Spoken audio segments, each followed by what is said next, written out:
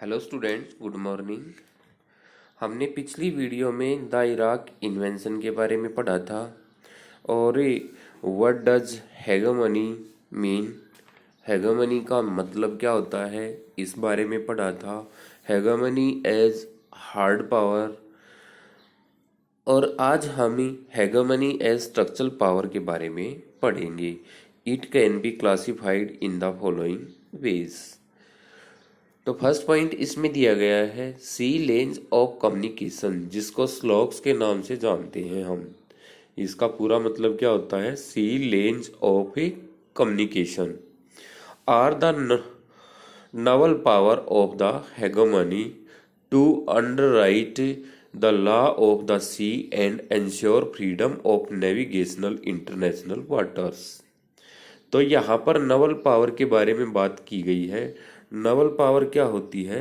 समुंदर से रिलेटेड जो शक्ति होती है उसमें भी हेगेमनी जो है वो दिखाई देती है कि वहाँ पर समुद्री कानून बनाया गया है कि यहाँ पर नेविगेशनल इंटरनेशनल वाटर्स की जो फ्रीडम है वो अमेरिका को पूरी तरह से मिली हुई है। या फिर ये मान लो कि समुद्री जो आधिपत्य है, समुद्री जो पावर है वो अमेरिका के पास ज़्यादा है।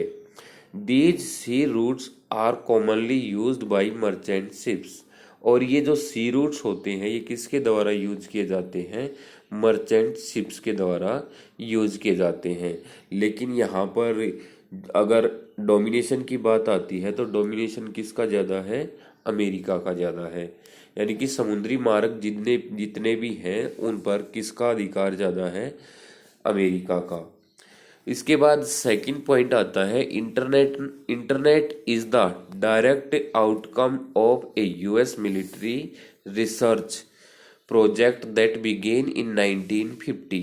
इंटरनेट जो है वो एक डायरेक्ट आउटकम है किसकी? यूएस मिलिट्री रिसर्च प्रोजेक्ट की। यूएस मिलिट्री रिसर्च प्रोजेक्ट जो है उसमें इंटरनेट सबसे बड़ी बात है, अहम बात है। दैट बिगेन इन 1950 के वहाँ पर 1950 में इसकी शुरुआत हो गई थी। Even today internet relies a global network of satellites. आज भी इंटरनेट जो है वो निर्भर करता है ग्लोबल नेटवर्क पर, सैटेलाइट्स के। तो सैटेलाइट्स का जो ग्लोबल नेटवर्क बना हुआ है उस पर इंटरनेट डिपेंड करता है। उसके बाद आता है the US share of the world economy remains an enormous 28% and US also accounts for 15% of world trade. US hegemony का दूसरा एग्जाम्पल हमें कहाँ मिलता है? वर्ल्ड इकोनॉमी में। वर्ल्ड इकोनॉमी का 28% हिस्सा यूएस का ही पाया जाता है। और यूएस का अकाउंट किस में दिखाया गया है? वर्ल्ड ट्रेड में भी। वो भी कितना है? 15%। यानी कि वर्ल्ड इकोनॉमी में यूएस का पार्टिसिपेशन कितना है? 28%।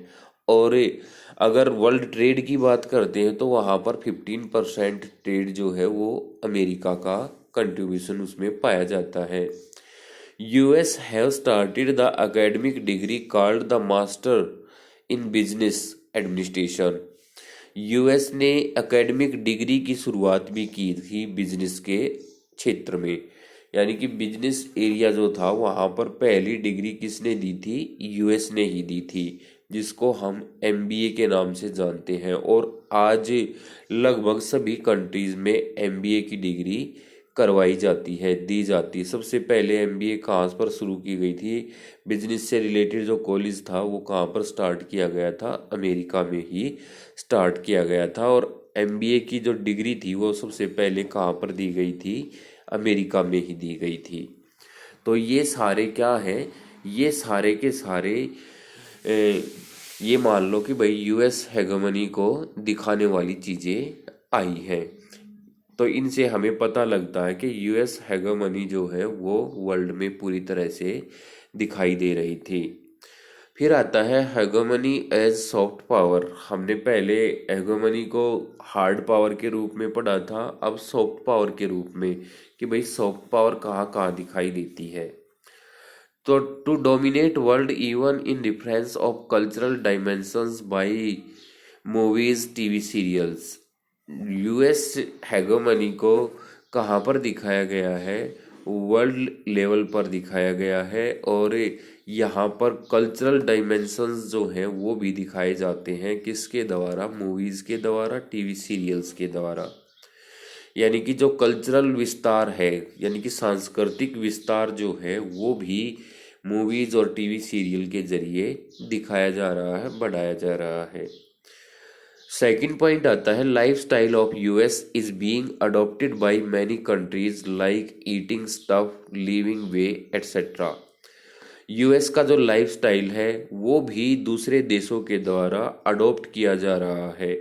जैसे कि भाई खाने का सामान है, रहने का तरीका है, वो सारी चीज़ें दूसरे देशों में अपनाई जा रही हैं। जो यूएस में होती हैं, अमेरिका में जो चीज़ें की जाती हैं वही चीज़ें दूसरे देशों में भी की जाती हैं। फिर आता है third point, English language is increasing by greater speed. English language का विस्तार भी बहुत तेजी से हो रहा है। Everyone is attracted towards the US culture, और हर कोई यूएस कल्चर की तरफ अट्रैक्ट होता जा रहा है। Blue jeans developed by US is wearing in every country of the world. Blue jeans सबसे पहले यूएसए में ही डेवलप की गई थी, और आज लगभग पूरे वर्ल्ड में इसको पहना जा रहा है। तो ये क्या है? ये यूएस की हेगेमनी का ही एक सिंबल माना जाएगा। फिर सिक्स्थ पॉइंट आएगा, due to it India's culture is decreasing with a much speed. इसके कारण क्या हुआ है? इंडिया की जो कल्चर है वो दिन प्रतिदिन बहुत तेजी से घटती जा रही है। इसके बाद आता है constraints on American power. American power के कंस्ट्रेंट्स कौन से हैं कि भाई कैसे हमें एहसास हो रहा कि अमेरिकन पावर बहुत ज़्यादा है। तो फर्स्ट पॉइंट दिया है, people of the USA think that. USA के लोग सोचते हैं कि due to US government policy, US की गवर्नमेंट पॉलिसी के कारण क्या होता है, the terrorist attack is increasing day by day. Terrorist का अटैक दिन प्रतिदिन बढ़ता जा रहा है। So they want to change in the policies, इसलिए वह अपनी पॉलिसीज में चेंज करना चाहते हैं। सेकंड पॉइंट दिया है, the US main power is NATO. NATO का मतलब जो अमेरिका का शक्तिशाली होने का कारण क्या है? नाटो। नाटो जैसा कि हम पिछले लेसन्स में पढ़ चुके हैं, नाटो 12 कंट्रीज का एक समूह है। तो यहाँ पर क्या है, नाटो के जो सदस्य देश हैं उन्हीं के कारण यूएसए पावरफुल है। लेकिन उनका मानना क्या है अमेरिकन का कि बट इन फ्यूचर कि लेकिन फ्यूचर में नाटो कैन डिस्ट्रॉय हो सकता है। जैसे भाई यूएसएसआर डिस्ट्रॉय हो गया, ऐसे ही नाटो भी हो सकता है। So US hegemony can go down, इसलिए हेगेमनी जो है यूएस हेगेमनी वो डाउन जा सकती है।